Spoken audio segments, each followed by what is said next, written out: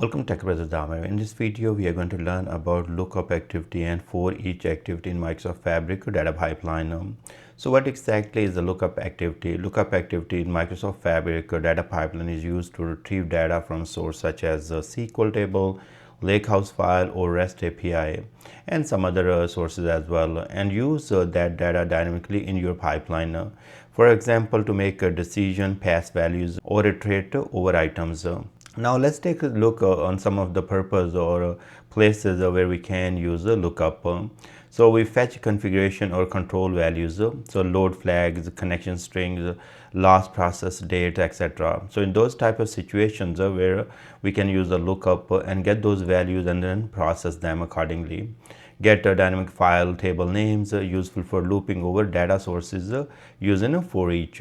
Drive conditional logic, use results in if condition or switch activities. Feed parameters to the activities, pass results into the copy data, notebook, script or pipeline parameters. So there could be many scenario where you have to deal with some dynamic configuration, and that's where you will be using a lookup. Now let's understand our scenario. I have this a lakehouse, and in this lakehouse I have a folder called stage. In this stage, I have customer India, customer Pakistan, customer Canada, and some other customers.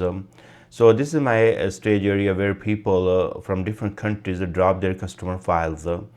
And I want to build a logic that wherever I will enable the flag, and I will load only those files to the warehouse. So here is my warehouse, and the warehouse, let me show you, is called the tech warehouse, and I would like to load the tables of those files here under these tables. Now for each of these file, there would be a table created on each execution. So let's say if I want to load data for India, Pakistan and Canada only, so I will enable the flag in my one of the configuration table. And if I want to maybe add US later on for the next day or for few other countries, I can always simply go and update the flag. So I don't have to work with the pipeline over and over. I will be dealing with the configuration table and making them one column updated, and that will help me to decide either I want to load the data for that file or I don't. So let me go back to the warehouse here and show you the table. So here is our table called DBO file configuration, and I'm dropping this table and I'm going to recreate it for you. So here is the table definition. So you can see right here. One of the things is a little hard to navigate in this window. Anyways, let me open this, and you can see that this table has this is called DBO file config, and then has ID, then it has file name, and then it has a load flag. So let's create this table and run this one, and now we are going to go ahead and insert some values. So you can see that I'm inserting ID 1 customer India.csv, and I'm setting the flag equal to 1. Then for Pakistan, I'm also doing the same thing. For Canada, I'm doing the same thing. But other countries such as US, Asia, EMEA, those are not countries but the region, I'm setting the flag to 0. So let's insert for now, and then we can later on update these flags according to our need. So now what happened if I will run this query and I would like to select where load flag is equal to 1. I want to load only those files. So in this case, it is returning us 3 records because the flag is only enabled for those 3 files. Now if I will run my pipeline, it should only load these files and then create the tables here. Now later on, if I decide to update the flag, I can come and update the flag here, and then next run it will load all those different files wherever load flag is equal to 1. Now let's go to the my workspace here, and workspace right here, sales workspace, and then I'm going to go to the folder called the pipelines. I'm going to go ahead and create a new pipeline, and it's called data pipeline here. I'm going to give a name 09, say lookup activity. Now let's click on the pipeline activity here, and then from the menu here, select the lookup. Once we select the lookup, it's going to place this activity right here. Let's expand this part, and now we go to the setting. You can always say lookup and say maybe file name, so whatever the name you want to give to this activity. Then also provide some description. There is a timeout and all other information, so retry is there as well. So I'm going to leave everything as is, no problem. Then go to setting. In the setting, it is asking me what type of connection I would like to create. In this case, I'm going to go to more here and then choose the source. In my case, it is a tech data warehouse, so that's my warehouse in the Fabric. I'm going to select that and then I can use the table, I can use the query, or I can use the store procedure. I think in this case query will be more better because we are writing that query where flag is equal to 1. So let me go back here and then copy that query that we have already written. So this is the query I would like to use. So select file name from DBO file load config where load flag is equal to 1. Now we go back to our pipeline here and paste this query. I can preview the data. It should return me 3 records and that's what I'm expecting. Okay, great. So this is coming as file name. Now we can close this one and first row only. If you want to extract only first row, then you will check mark this one. And often there are scenarios where we would like to get only the first row, but in this case I would like to get all the rows, so I just uncheck this box. Now let's take a look on the advanced here. Query timeout in minutes, 120 minutes. Isolation level on the database side, so you have snapshot here if you want to select, and if there is a partition option you can go with the dynamic range and all those. In my case it is straightforward table, so I don't have to worry about all these configuration. Now we have read these file names into the lookup, and now we are going to loop through them. So our next goal is getting the for each. So we can go right here to the activities here and then click right there and get for each. If it is hard to find, then you can always search for here or just click here on the for each. And now I'm going to connect my lookup with the for each. So I'm selecting the green arrow to connect with the for each. We will talk about the other different arrows types such as blue and red and all that later on in the videos. Now click on the for each and let's go to setting here. So here is just if you want to deactivate or activate, but we are just leaving everything for now. We'll talk about that in another video as well. So here in the setting we want to process them parallel or we want to process them sequential. I'm going to go in process in sequential. So once we get those file name one, we will be processing them one at a time. You can do process in parallel if you leave this uncheck. So here we have to select the items and I'm going to write the expression. Click on add dynamic content and then it's going to open this window for you. Now we will be selecting a lookup file name, and this is the output. Our lookup is returning, so I'm going to select that one, and then I'm going to put dot here and then say value. So I will show you where exactly I got that value. Now I'm going to go ahead and open the for each loop, and inside the for each loop I'm going to put another activity, and then this time I'm going to put the wait activity, because if I don't have any activity in the for each loop I cannot run my pipeline. It's going to throw me an error. So now I'm going to run the activity, and why I want to run the activity, because I want to show you why I write that output.value.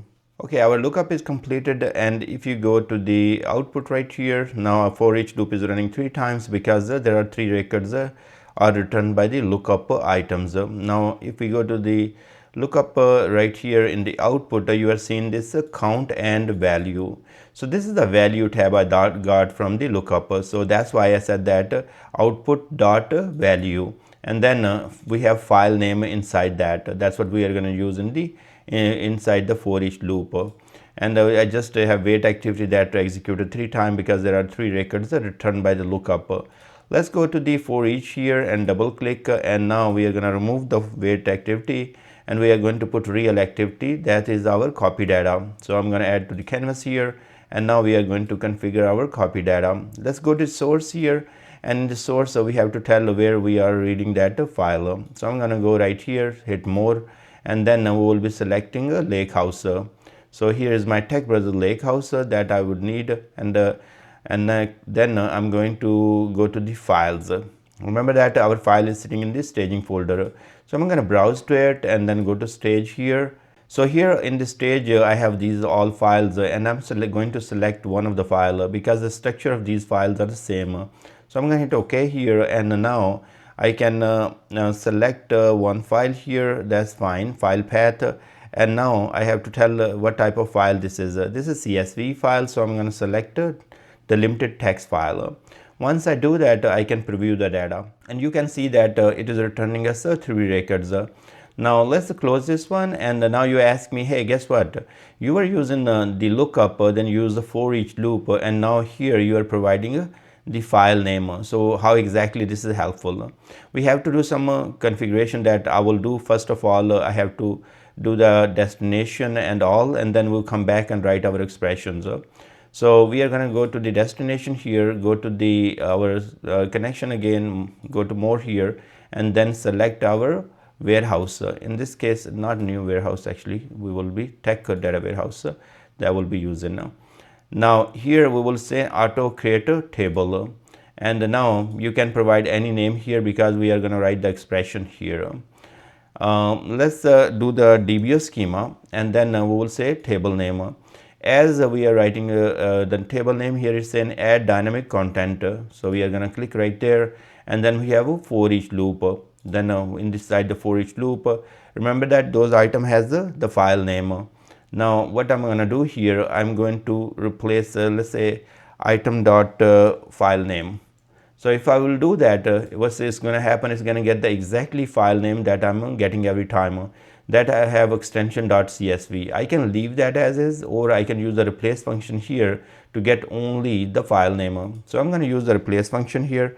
So let me copy this expression or cut, and then we will write replace, and here in the replace I'm going to provide that value, and you see right there I have to provide the .csv here, and then here I will just leave it blank.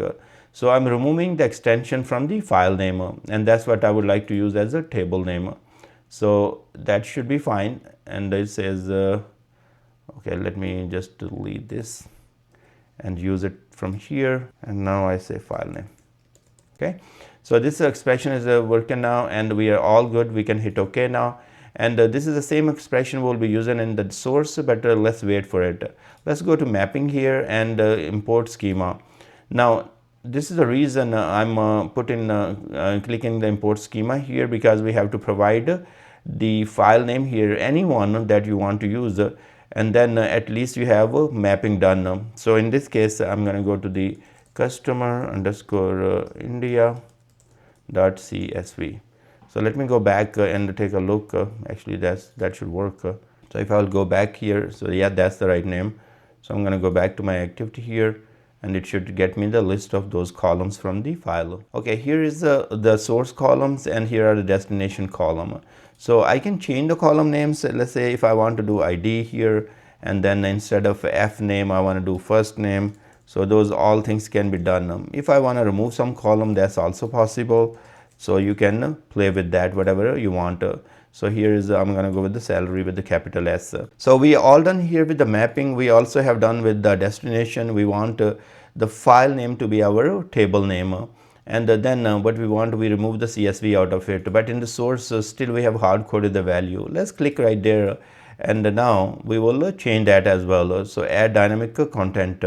Remember, we want to do for each loop here, and there are for each has items, and that item is the file name. So we are going to click there, and now we are going to get the file name from that item. Hit OK now, and every time the for each loop is going to run, it's going to pass that file name to the copy activity, and then in the destination, that same file name without the CSV will use it to create the table and then load the table, and then it keep going. So let's go to main canvas now, and now we are all good here. Our configuration is done, and we are going to save our pipeline, and then we will run. Now if I go ahead and execute now, so here is our pipeline running, and now you can see that lookup activity has completed. We can see the output. It has 3 files that has returned. Now this is a pass to the for each loop, and for each loop is looping through all those 3 files, and now it is calling the first file and inside the copy activity. Now you can see right here, if we see with the for each loop still running, it's not returning much right now. So 3 items, okay, and now it is running the copy activity, and inside the copy activity we can take a look. So you can see it is reading those files, and here it is reading right now customer.india from the stage folder, and then it will be writing to the tech warehouse. So that's where it is writing. Now it's going to complete one, then it's going to go to the next one. So just give a little bit time. While this is working, we can go to the our data warehouse. Okay, this is first is completed, and now it's going to load the second file. Now let's go to the data warehouse here, and let's refresh the list of the tables, and we should see the customer India table is loaded. You can go right here, and now we are going to go ahead and say select top 100 records, and it is given us all those 3 records which are coming from a customer India file. Now what I'm going to do here, we will just remove this. Let's refresh one more time, and what's going to happen, now the next table should be here soon. So we have customer Pakistan, and now we can go to the select 3 records, and it is returning us those records. If you have noticed that it's the same records, because I have just copy pasted the file, and then I have only renamed those files, that's why. So if you go to the stage here, you are gonna see like India, these are the same records, and if you go back here, go to stage here, Pakistan, they are the same records. I wish I would have just done maybe a little more changes in the data, but I did not, so I just made copy and paste of those records. But anyways, you got the idea. It is loading that different files. We can see that. Now we can see that our for each loop has run 3 times, and now inside that copy activity ran for each of the different file, and those files are loaded to the warehouse. You can go right here, and now inside there you can just refresh, and you will see customer Canada, customer India, customer Pakistan. So you have control by using this flag. Now let's say if I want to load all of them, and what's going to happen, then I have to go back, or maybe I just want to say, hey, guess what, I don't want to load these anymore, but I want to load only these. So in this case, I will be updating the table, and then it will work accordingly. So in this case, I will say update set load flag is equal to 1, where load flag is equal to 0. Okay, so in this case, I'm make an update to, okay, then I have, it's going to make everything update. That's fine. So now what happened, we have updated for a value for all the files here, and now if I go ahead and execute here, now it's going to get me all those 6 files. It's going to load everything. Now we can go to the pipeline. We don't have to make any change to the pipeline because we are controlling everything with the load flag. So now if my pipeline runs on the next run, what's going to happen, it's going to load all those files. So you see that it is loading one file at a time, and we could have done, as I said, that we have set this as a sequential. So if we would have done as a parallel, then it will start loading as a parallel. Now let's go back here and then take a look. Now from here you can see that in each of the copy activity you can see which source file it is loading. You can see that this one is loading our customer India, the other one is now next one is loading our different files, so that is customer Pakistan, and then the next one is loading the other file. So each time it is running, it's loading different file. So now it is loading our final file because we have total 6 files, and once that's done we will be good to go. And now if I go to the warehouse here and go to the right here to the tables and the refresh, and I can see that now customer Asia, customer Canada, customer EMEA, all those tables are created and data is loaded. Let's check the data for customer Asia, and we can see that 3 records are loaded. So this is how you will be control the load according to this configuration table. And inside once you make the changes to the configuration, you don't have to make any change because we use a lookup, and lookup is getting the results by using this query. So wherever we have load flag is equal to 1, is going to get that list of the files and only load those files to our table. It's going to ignore other files. So this make it really dynamic for the scenarios where we have to deal such type of issues or scenarios in our daily life. So I thank you very much for watching this video. Please subscribe my channel, and I will see you guys in next video.